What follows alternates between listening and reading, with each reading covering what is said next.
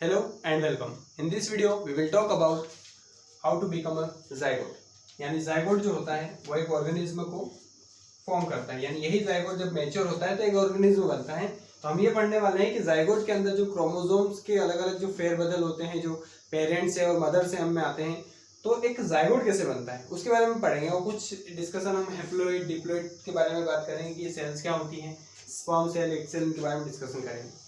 इन सभी को बताने से पहले आपको सिर्फ एक छोटी सी इन्फॉर्मेशन याद रखना है कि पी प्लांट के अंदर 14 क्रोमोसोम्स होते हैं और ह्यूमन बीइंग के अंदर 46 क्रोमोसोम होते हैं। अगर मैं पी प्लांट के क्रोमोसोम्स को अगर हाफ कर दूं, तोड़ दूं, दो भागों में बांट दूं, तो यहाँ पे 7 क्रोमोसोम दो अलग अलग पार्ट बन जाएंगे। उसी टाइप से 46 क्रोमोसोम का भी अगर पार्ट किया जाए तो 23 क्रोमोसोम बन जाएगा। अब यहाँ पे जानने वाली बात यह है कि जब टोटल क्रोमोसोम की बात की जाएगी, टोटल क्रोमोसोम की जब बात की जाएगी तब हम उसे कहेंगे डिप्लॉइड सेल। यानी कि यहाँ पे पी प्लांट के अंदर किसी पर्टिकुलर सेल के अंदर अगर 14 क्रोमोसोम मौजूद हैं तो वो डिप्लॉइड कंडीशन है। एक बात बता देता हूँ मैं आपके लिए कि किसी भी पर्टिकुलर ऑर्गेनिज्म में उसकी सेल में पूरे नंबर ऑफ क्रोमोसोम यानी कि सारे के सारे पेयर ऑफ क्रोमोसोम मिलते हैं, यानी कि पी प्लांट की किसी सेल में 14 क्रोमोसोम हमें मिलते हैं तो वो एक डिप्लॉइड सेल है। अंडरस्टैंड? उसी टाइप से ह्यूमन बीइंग के अंदर भी किसी भी पर्टिकुलर सेल के अंदर हमें 46 क्रोमोसोम मिलते हैं तो वो भी एक डिप्लॉइड सेल है। लेकिन यहाँ पर ये 23 क्या है वो बताते हैं कि अगर इन्हीं ऑर्गेनिज्म में अगर इनके टोटल नंबर ऑफ क्रोमोसोम 46 हैं, लेकिन हमें सिर्फ और सिर्फ हाफ नंबर ऑफ क्रोमोसोम मिल रहे हैं, यानी 23 क्रोमोसोम मिल रहे हैं हमें किसी पर्टिकुलर सेल में उसी ऑर्गेनिज्म की, तो अब हम इसे हैप्लॉइड कहते हैं। तो अब तब हम इस टाइप के सेल को हैप्लॉइड सेल कहेंगे। Is that clear? कि डिप्लॉइड सेल में टोटल नंबर ऑफ क्रोमोसोम आते हैं और हैप्लॉइड सेल के अंदर half number of chromosome count किए जाते हैं।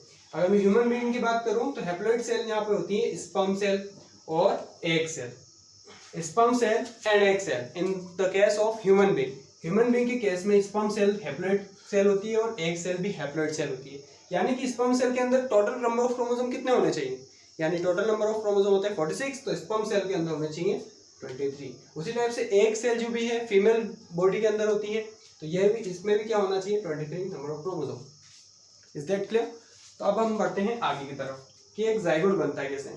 तो सपोज हम यहाँ पे एक पेरेंट ले लेते हैं, तो ये है पेरेंट 1, क्योंकि सेक्सुअल रिप्रोडक्शन में ह्यूमन बीइंग जो सेक्सुअली रिप्रोड्यूस करते हैं तो उसमें दो पेरेंट्स की नीड होती है, एक होता है मेल और दूसरा पेरेंट होता है फीमेल।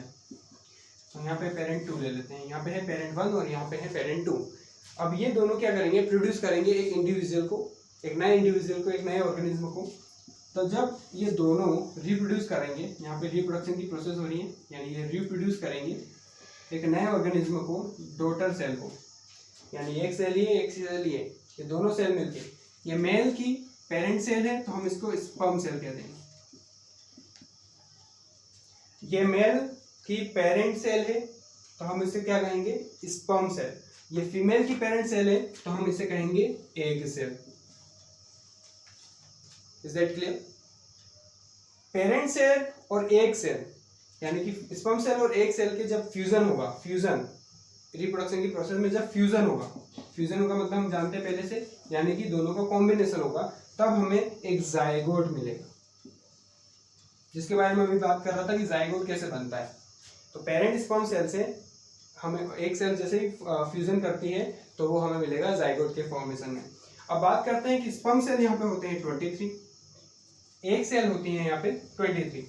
अब ये दोनों ही हैप्लॉइड कंडीशन है, यानी कि ये जितनी भी सेल हम बात कर रहे हैं, दोनों टाइप की जो सेल है ये क्या है, हैप्लॉइड। और ये दोनों हैप्लॉइड सेल जैसे ही मिलेगी तो 23 यानी 23 + 23 हमें कहाँ मिल रहा है, जाइगोट में। यानी अगर टोटल बात करूँ तो मैं टोटल सेल में मुझे मिल रहे हैं 46 नंबर ऑफ क्रोमोसोम।